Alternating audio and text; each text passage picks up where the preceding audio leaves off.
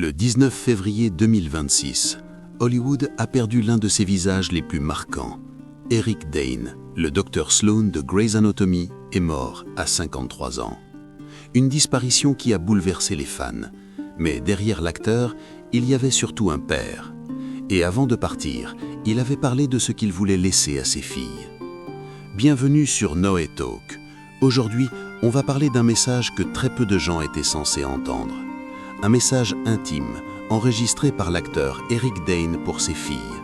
Pas un discours d'acteur, pas une scène écrite, juste un père qui parle aux deux personnes les plus importantes de sa vie. Avant de continuer, prenez 2 secondes pour vous abonner sur Noé Talk. Likez la vidéo. Let's talk about it. Dans un moment, je vais vous lire la reconstitution fidèle de son message. Essayez simplement d'écouter, comme si ces mots n'étaient pas faits pour le public, mais pour quelqu'un qui aime profondément. Voici son message. Billy et Georgia, ces mots sont pour vous. J'ai essayé. Parfois je suis tombé. Parfois j'ai échoué. Mais j'ai essayé. Et malgré tout, on s'est bien amusé, pas vrai?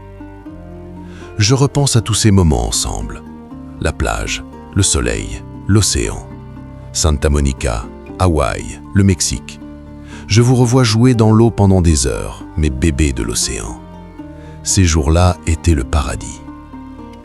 Il y a des choses que cette maladie m'a apprises.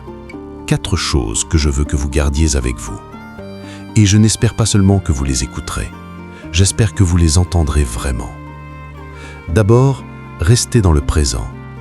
La vie ne se vit pas demain, elle se vit maintenant. Chaque moment que vous avez, prenez-le, ressentez-le. Ne le laissez pas passer.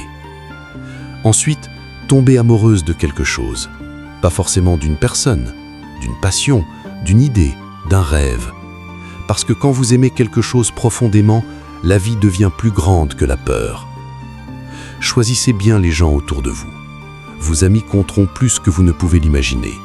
Certains vous feront rire, certains vous soutiendront, certains vous sauveront. Alors aimez-les fort et ne les laissez pas partir trop vite. Et quand la vie vous frappera, parce qu'elle le fera, affrontez-la avec honnêteté, avec intégrité et avec dignité.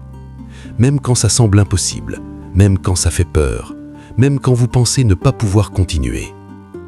Cette maladie prend mon corps petit à petit, mais elle ne prendra jamais mon esprit.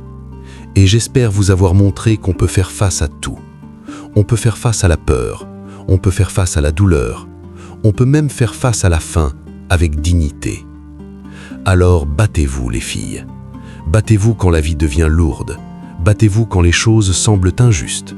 Battez-vous quand vous doutez de vous-même. Gardez la tête haute, toujours. Souvenez-vous aussi de ceci. On ne vit pas éternellement, mais on vit dans la mémoire des gens qui nous aiment. C'est là que je resterai. Si un jour vous vous demandez qui j'étais vraiment, j'espère que vous direz que j'étais un bon père, parce que c'est tout ce que j'ai vraiment voulu être. Vous êtes mon cœur, vous êtes tout pour moi. Bonne nuit, je vous aime. Ce sont mes derniers mots. Et si ces mots nous touchent autant, ce n'est pas seulement parce qu'un acteur est mort. C'est parce qu'au moment où un homme sait qu'il va disparaître, il ne ment plus. Il ne parle plus pour impressionner, il ne parle plus pour réussir, il ne parle plus pour être applaudi. Il parle de ce qui reste quand tout s'arrête. Et ce qu'il a laissé à ses filles, ce n'est pas un discours, c'est une vérité brute. Que la vie passe vite, que ce qu'on repousse aujourd'hui peut disparaître demain, que les gens qu'on aime ne seront pas là pour toujours, et que, à la fin, ce ne sont ni les titres, ni l'argent, ni la réussite qui comptent. Ce sont les moments vécus, les personnes aimées, et les mots qu'on a eu le courage de dire. Ce message n'est pas seulement pour ses filles, il est pour tous ceux qui pensent encore qu'ils auront le temps de dire « je t'aime », le temps d'appeler quelqu'un, le temps de réparer quelque chose, le temps de vivre vraiment. Mais la vérité, c'est que personne ne sait combien de temps il lui reste. Alors si cette histoire doit laisser quelque chose, que ce soit ça. Ne vivez pas comme si la vie était infinie, vivez comme si chaque jour pouvait être celui où vous devez laisser un message derrière vous. Parce qu'un jour, chacun de nous deviendra un souvenir pour quelqu'un.